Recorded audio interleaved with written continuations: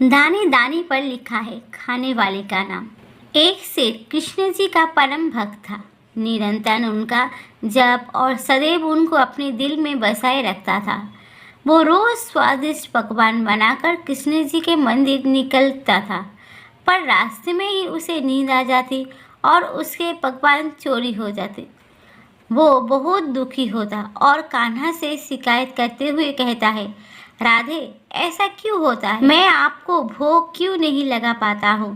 कान्हा कहते हैं, बस दाने दाने पे लिखा है खाने वाले का नाम, वो मेरे नसीब में नहीं है, इसलिए मुझ तक नहीं पहुँचता। सेठ तो थोड़ा गुस्से से कहता है, ऐसा नहीं है प्रभु, कल मैं आपको भोग लगा कर ही रहूँगा, आप देख लेना। और सेठ चला जाता है।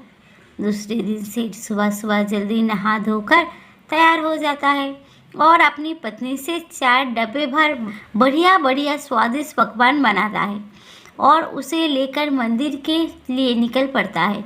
और रास्ते भर सोचता है, आज जो भी हो जाए सोऊंगा नहीं, कान्हा को भोग लगा कर रहूंगा। मंदिर के रास्ते में ही उसे एक भूखा बच्चा दिखाई देता है और वो सेठ के पास आकर हाथ फैलाते हुए कुछ देने की गुहार लगाता है। सेठ उसे ऊपर से नीचे तक देखता है। एक 5-6 साल का हड्डिया का ढांचा उसे उस पर तरस आ जाता है और वो एक लड्डू निकाल के उस बच्चों को दे देता है।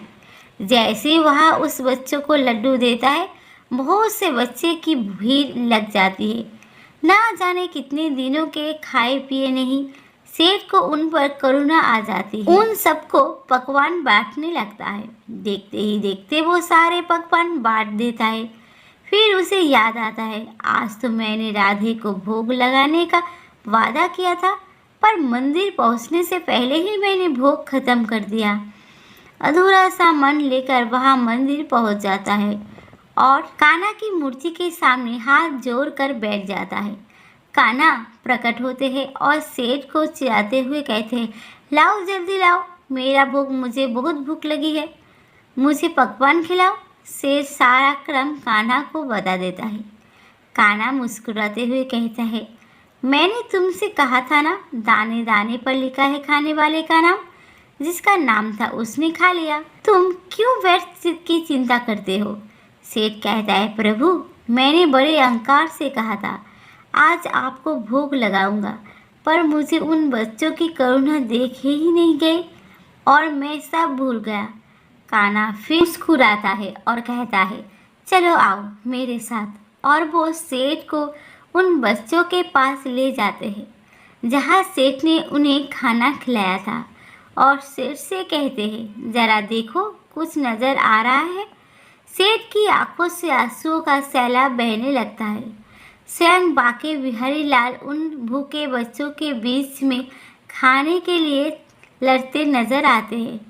कान्हा कहते हैं, वही वो पहला बच्चा है जिसकी तुमने भूख मिटाई है। मैं हर जीव में हूँ, अलग अलग भेष में, अलग अलग कलाकारी में। अगर तुम्हें लगे मैं ये काम इसके लिए कर रहा था, पर वो दूसरे के लिए हो जाए, तो उसे मेरी ही इच्छा समझना, क्योंकि मैं तो हर कहीं हूँ, बस दाने नसीब के जगह से खाता हूँ। जिस जिस जगह नसीब का दाना हो वहाँ पहुँच जाता हूँ।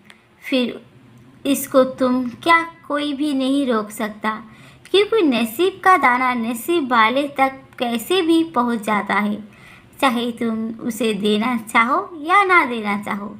अगर उसके नसीब का है तो उसे प्राप्त जरूर होगा। सेठ कान्हा के चरणों में गिर जाता है और कहता है, आपकी माया आप ही जाने। प्रभु मुस्कुराते हैं और कहते हैं, कल मेरा भोग मुझे ही देना, दूसरे को नहीं।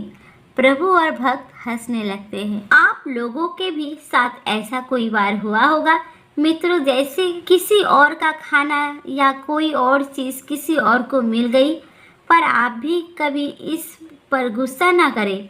ये सब प्रभु की माया है, उसकी हर इच्छा में उनका धन्यवाद करें। दोस्तों, आज की कहानी आप सबको पसंद आई हो तो प्लीज़ लाइक करें, कमेंट करें और मेरे चैनल को सब्सक्राइब करना ना भूलिए। देखने के लिए दिल से धन्यवाद।